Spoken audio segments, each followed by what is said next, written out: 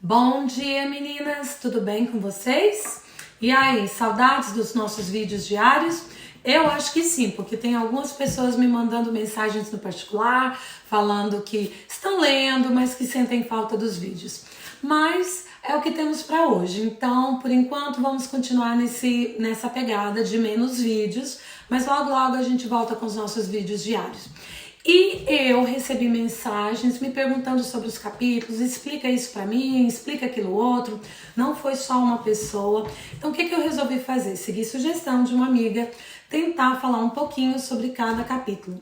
Agora, meninas, vamos concordar aqui comigo? Eu tô numa saia justa, porque se falar um capítulo em 15 minutos já era difícil pra mim, imagina agora, são 3. Então, hoje nós vamos estudar o capítulo 4, mas aí ficou o capítulo 2 e o 3. Então, sem mais delongas, eu vou tentar falar um pouquinho sobre cada capítulo. E vamos logo para esse estudo, porque hoje o meu tempo tá corrido. Então, ali já no começo do capítulo 2, a gente vê a cura do paralítico. Nós falamos sobre ele lá em Mateus, mas a gente deu ênfase à cura, a gente deu ênfase a Jesus falar, né, que perdoados estão os seus pecados. Hoje vamos mudar o tópico aqui, porque aqui em Marcos tem uma coisinha a mais que não estava lá em Mateus.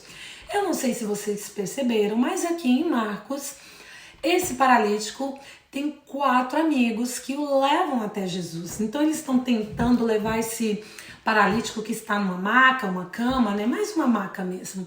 E aí eu acho que eles tentam entrar pela porta, eles tentam por um lado e não conseguem. E aí o que eles fazem? Eles vão até o telhado e abrem um buraco no teto e descem esse paralítico para que Jesus seja curado. Aí você pode estar se perguntando, mas como assim? Abre um buraco, né? Gente, mas vamos, 2000 anos atrás, as construções não eram como hoje, não era cimento. Inclusive, eu vou postar uma fotinha aqui que eu tirei, que quando eu cheguei em Israel, que eu vi o teto, eu falei, agora eu entendo como eles conseguiram abrir um buraco no teto. E aí eles fazem um buraco ali no teto, descem paralítico, Jesus cura, perdoa os pecados e tá tudo certo. Mas o que eu quero pontuar aqui é a importância de termos amigos e termos bons amigos, porque às vezes a gente se sente paralisada e é necessário que aquele amigo nos carregue e nos leve para o lugar certo, o lugar de cura, o lugar de restauração. E é exatamente isso que esses 4 amigos fazem com o paralítico. Eles são ali as pernas dele, ele não podia andar. Então eles levam ele, eles não mediram esforço, eles tentam daqui, tentam dali e quando não conseguiram, eles conseguem ter uma ideia maravilhosa. Vamos pelo teto, porque eles sabiam que ali estava a cura dele. Eles sabiam que em Jesus eles iam encontrar a cura para aquele paralítico, como de fato eles o encontraram. Então, como é bom termos amigos que às vezes são as nossas pernas, nos levam para o lugar certo, nos levam para a presença de Deus. E eu imagino que aquele paralítico, né, saiu dali saltitando e andando e gritando, feliz da vida, porque andar é muito bom. E eu sei de mim, meninas, que um dia eu estava paralisada. E eu necessitei de uma amiga para me levar para encontrar com esse Deus. Então hoje estou com as minhas perninhas, graças a Deus, tudo bem. Então às vezes nós precisamos desses amigos, mas às vezes nós podemos ser o amigo que carrega a maca. Então se você hoje está sentindo com a sua perna fraca, que você está precisando de um amigo, olha, aqui no grupo a gente tem mulheres que podem ser a sua amiga, podem ser essas amigas. Ou manda aí uma mensagem no particular, porque eu quero ajudar a carregar a sua maca. E se você já está forte, preparada, caminhando, correndo, então seja você a carregadora de maca de uma amiga, para levar ela até Jesus, para que ela possa encontrar o milagre dela. Amém? Vamos falar agora sobre o jejum, porque uma pessoa me perguntou sobre o jejum, por que Jesus falou que do jejum, não entendi, né, que noivo, que era esse noivo, que história é essa? Gente, Jesus está falando dele mesmo ali, porque os fariseus falam, os discípulos perguntam, por que os discípulos de João jejuam e a gente não jejua, E aí o que ele está dizendo? Precisa dos convidados jejuarem na presença do noivo? Não, mas vai chegar um dia que o noivo é ele mesmo, Jesus, ele está falando por parábola aí. Vai chegar um dia que o noivo não vai mais estar presente e aí sim os meus discípulos precisarão jejuar. Eu particularmente sou uma adepta do jejum, sei de mulheres aqui nesse grupo que também são, e eu garanto para você, o jejum, ele é maravilhoso. Ele, não estou falando só dos benefícios físicos, mas espiritualmente acontece algo muito forte quando nós jejuamos. O jejum não é para mudar o coração de Deus, não é para mudar a Deus, mas é para mudar a gente mesmo, porque quando nós nos esvaziamos de nós mesmas, nós nos enchemos mais de Deus. Então, eu sou a favor de jejum, muito, muito, muito. Vamos tentar, vamos para frente, porque eu tô correndo hoje.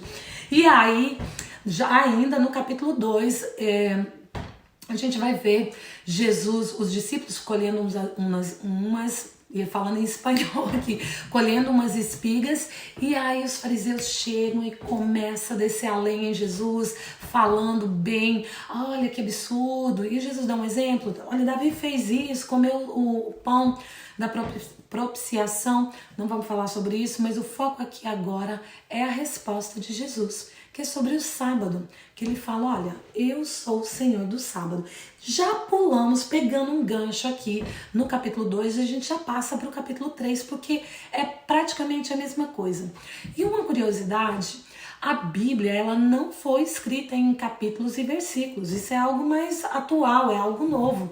O livro de Marcos, e como todos os outros livros, eram escritos inteiros, Marcos inteiro, como um livro sem divisões, como a gente conhece hoje. Mas eu acho que lá no século XIII teve um clérigo que começou a dividir entre capítulos, e depois no século XVI, não me lembro quem foi, mas teve mais uma pessoa que dividiu entre versículos para facilitar para a gente. Mas por que eu estou falando isso? Porque o capítulo 3, ele está totalmente bem depois do capítulo 2. É o mesmo tempo, o mesmo dia, não teve essa divisão de capítulos. São eventos conectados uns aos outros. E ali no capítulo 3, Jesus está na sinagoga e ele vai curar um homem da mão mirrada, uma mão pequena. E os fariseus ficam muito, muito bravos com Jesus, que absurdo, porque pela lei de Moisés, nada se podia fazer no sábado. E o que isso significa? Quando Deus, também voltando para mais uma pergunta de uma amiga, que ela falou, mas por que o sábado, sendo que Deus descansou no domingo? Não, meninas, Deus não descansou no domingo. Lá no momento da criação, quando Deus terminou toda a sua criação, no 7º dia ele descansa. E o 7º dia é chamado de Shabat, que é o sábado. Então, anos depois, Moisés fez a lei, e aí Deus fez a lei e passou para Moisés, né? E aí se dizia que não podia fazer nada do sábado, nada no sábado. Então, entre o pôr do sol da sexta e o pôr do sol do sábado, nada se pode fazer. E aí os fariseus lembram que eles eram doutores da lei, conhecedores da lei, aquelas pessoas que guardavam a lei assim com todo esmero. Mas o que Jesus está querendo dizer? E ele até disse um pouquinho antes, eu sou o Senhor do sábado, porque o sábado, o homem não foi criado por causa do sábado, e sim o sábado por causa do homem. Por que Deus deu esse mandamento? Porque quando Deus termina a sua criação, ele para e descansa. Será que Deus, né, com toda a sua onipotência, onisciência, onipresença, será que Deus ia ficar cansado? Eu acho que não. Não é nada disso. Acontece que Deus já sabia que nós somos humanos e a gente precisa de um dia de descanso. A gente precisa parar, apreciar as coisas que nós estamos fazendo, que foi o que Deus fez. Ele aprecia tudo o que ele havia criado e ele descansa para nos dar um exemplo. Porque se já trabalhar uns 7 dias, 8 dias sem parar, você fica exausta. Você fica nem a mente funciona. Então é isso que Jesus está falando aqui. Olha, o sábado, o homem não foi criado por causa do sábado, e sim o sábado por causa do homem. E eu sou o Senhor do sábado.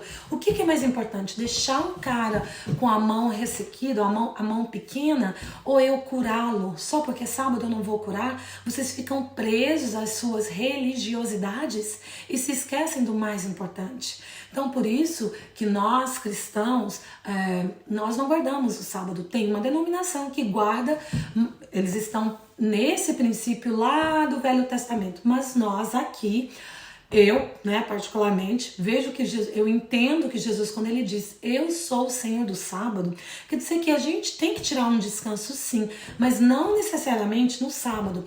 Pode ser no sábado, pode ser no domingo, na segunda, não importa o dia, você tem que descansar, porque o sábado não é mais importante do que o descanso. O princípio não é o sábado em si, e sim o descanso, tá bom?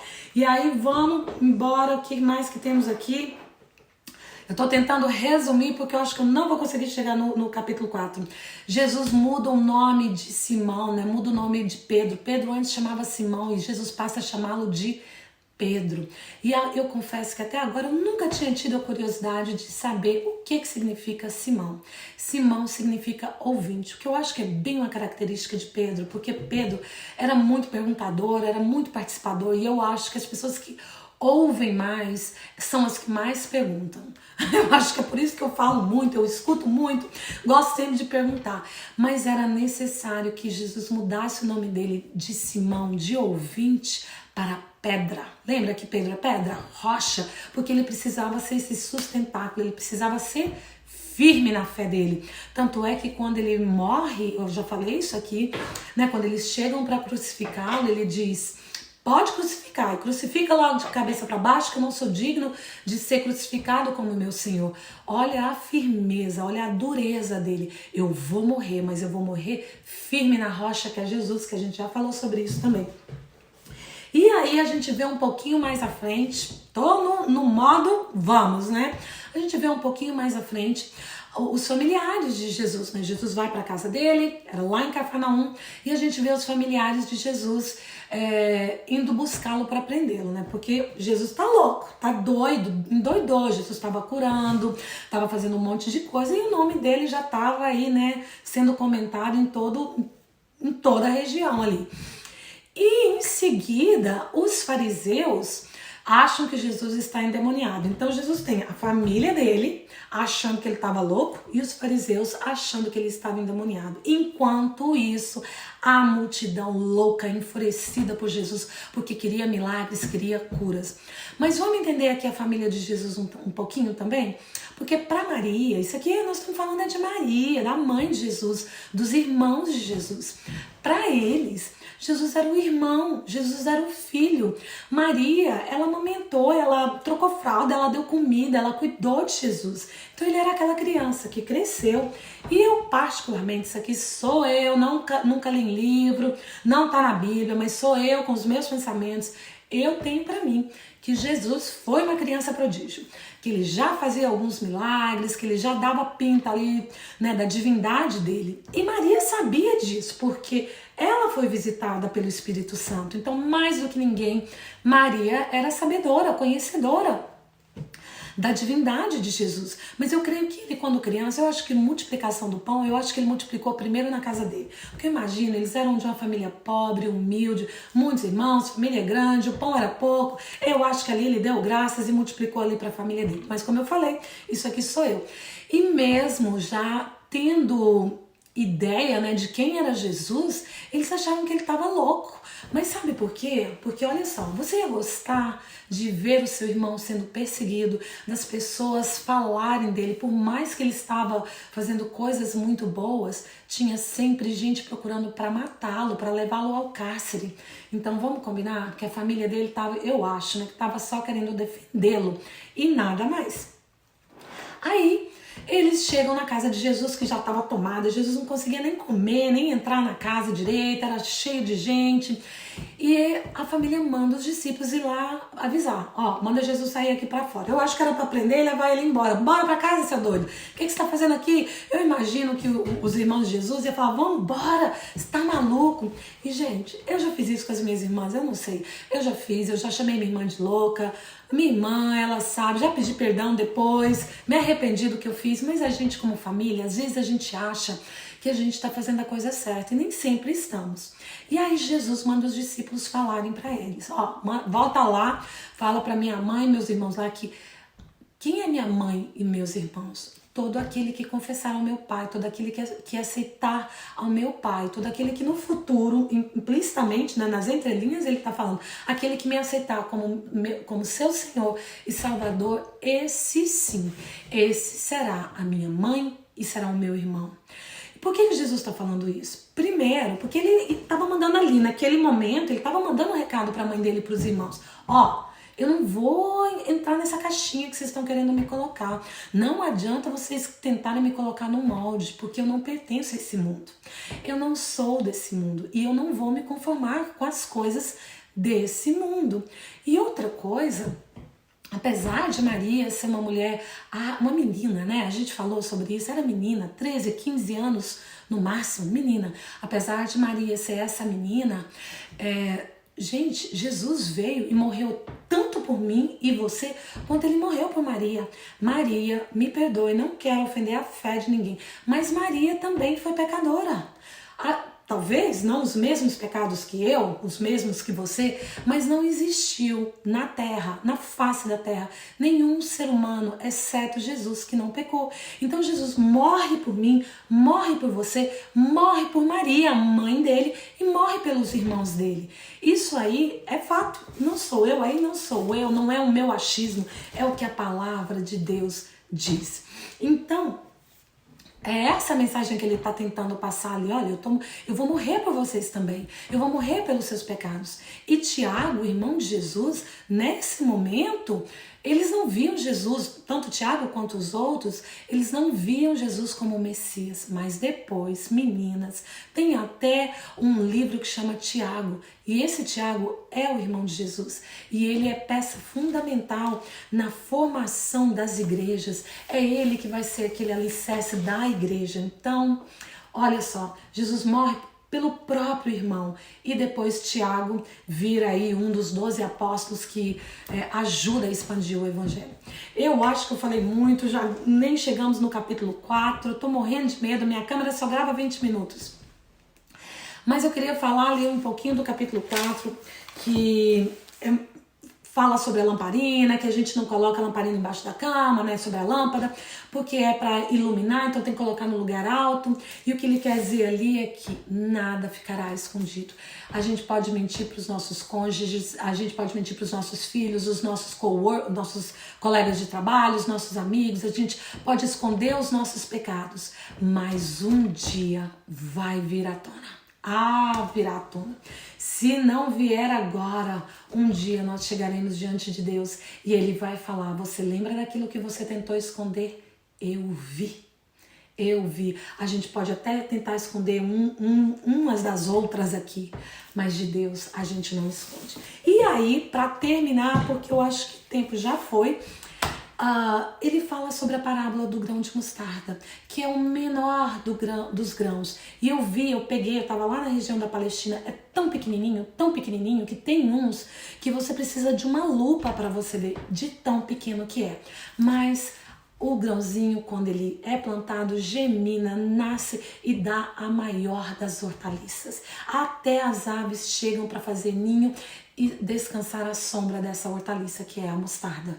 Então eu só queria falar para você que talvez hoje você esteja se sentindo tão pequena, tão insignificante. Mas eu quero te dizer que você não é nem pequena e nem insignificante. E se você deixar que essa palavra aqui seja plantada no seu coração, você vai geminar e você vai crescer de uma forma tão grande, você será curada, você será transformada de uma forma tão grande que as pessoas um dia chegarão para buscar abrigo na sombra que você produzirá, chegarão para buscar uma palavra com você, chegarão para você para serem saciadas, se alimentarem daquilo que você vai produzir, porque a mostarda, ela é alimento. Então, se hoje você se encontra desse jeito, não acredite. Chame à existência essa palavra sobre a sua vida, porque ela tem poder e ela tem vida e ela tem poder para transformar esse grãozinho de mostarda numa planta linda. Então hoje eu quero que você se permita crescer, Seja esse grão de mostarda. Parece que está pequenininho, mas com os cuidados, com a ação certa, vai crescer, vai dar uma folha enorme e vai abrigar outras pessoas. Que você seja um canal de bênção para outras pessoas. Amém? Você tem valor. Você tem valor. Então, meninas, era isso. Não sei se a câmera vai cortar, mas se tiver cortado, olha, tem um dia abençoado. Que Deus te abençoe. Cresça. Primeiro plante, gemine, cresça e abrigue outras pessoas na tua sombra. Em nome de Jesus. Amém.